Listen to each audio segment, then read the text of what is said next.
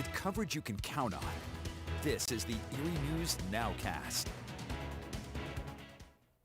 Good evening, I'm Haley Potter. Thanks for joining us for tonight's edition of the Erie News NOWCAST. The CDC extends its eviction moratorium for yet another month. The ban was set to expire next week, raising concerns over a possible flood of evictions throughout the country. According to the Biden administration, this is the fourth and last time the moratorium will be extended. So agencies like Community Shelter Services are continuing to prepare for an increase in the amount of people that they can help. The 24-hour emergency shelter remains at max capacity. While most of their clients typically stay at the shelter 60 to 90 days, many of them have been staying for more than 200 days right now. The executive director says the longer stays have put a strain on the shelter's budget. We have an unbudgeted and unplanned expense for our elevators that need to be upgraded and repaired to the tune of $70,000. And also our food budget, because people are staying here longer, we have to feed them. There is still money available through the Emergency Rental Assistance Program. The funds help cover the cost of rent for those in need. For more information, you can head to our website and click on the link to this story. A police chase ended in a crash this afternoon near the corner of Atkins Street and Elm Court on Erie's east side. This was the scene there around 3:30 this afternoon. State police on the scene told me a driver of a gray Kia tried to flee a traffic violation. Police continued to chase the car and it eventually crashed into a blue car on Atkins Street. According to police, the driver of the car tried to run away from the crash on foot. Police eventually took the driver into custody. Both the driver of the blue car and the driver who fled the traffic stop were taken to the hospital for some minor injuries. I caught up with one neighbor who watched this scene unfold from her kitchen window. Loud crash, very loud crash. It was awful. But he ran down this driveway, broke open the fence to the neighbor's house and ran. So the canine crew had to go look and see if he dropped drugs somewhere, but I don't know. And police couldn't tell us any potential charges that will be filed in this case. And the 4th of July is right around the corner. Of course, a holiday celebrating our country's independence, and it's all thanks to our military service members. But it's those very people who are often negatively impacted by the holiday.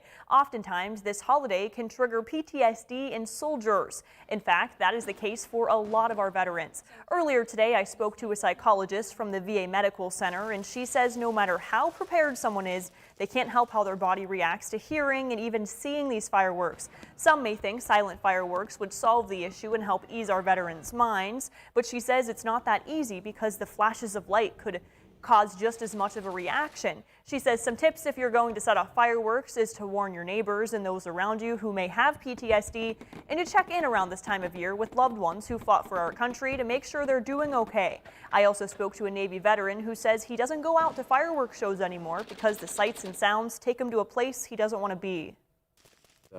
When you're over there in Iraq and you're getting hit with rockets and mortars, you're not really thinking about, you know, boy, those sound just like fireworks. But when you come home and you hear fireworks, you're like, wow, those sound just like mortars and rockets. So I guess it's just one of the things you trade off. I'll have the full story with this veteran and with that psychologist tonight on Erie News Now at 11 o'clock. We end the week with 165,000 fully vaccinated people across our region. Our region has fully vaccinated 13,000 people since June 1st. As a whole, we vaccinated roughly 53% of adults. The state says 59.5% of adults have been fully vaccinated in the Keystone State.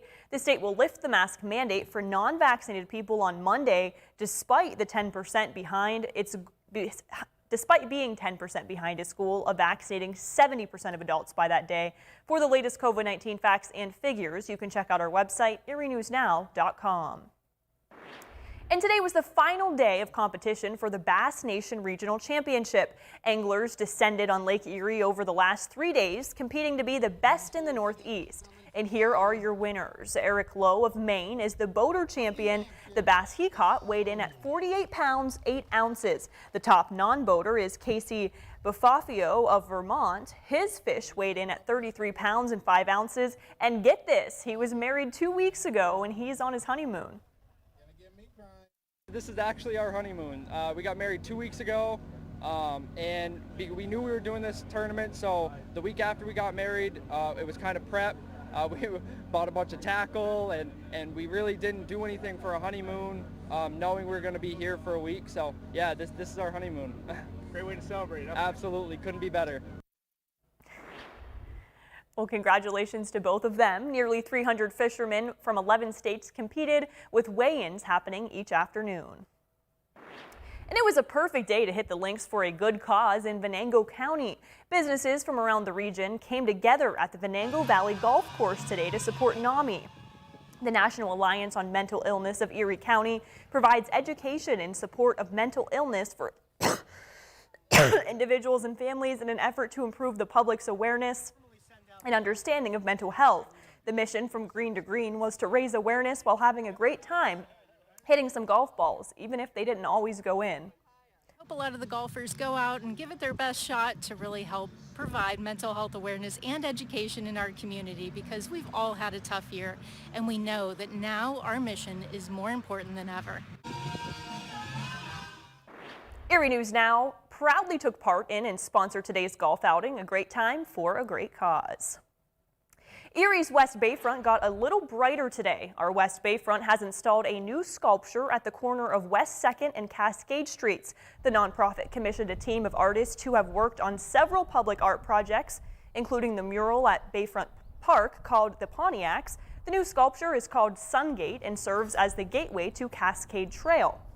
Cascade Trail connects the West Bayfront neighborhood to the waterfront. Thanks for joining us for the Erie News Nowcast. Join us for our next news at 10 p.m. on the CW and 11 p.m. on WICU and WSEE. Have a great night.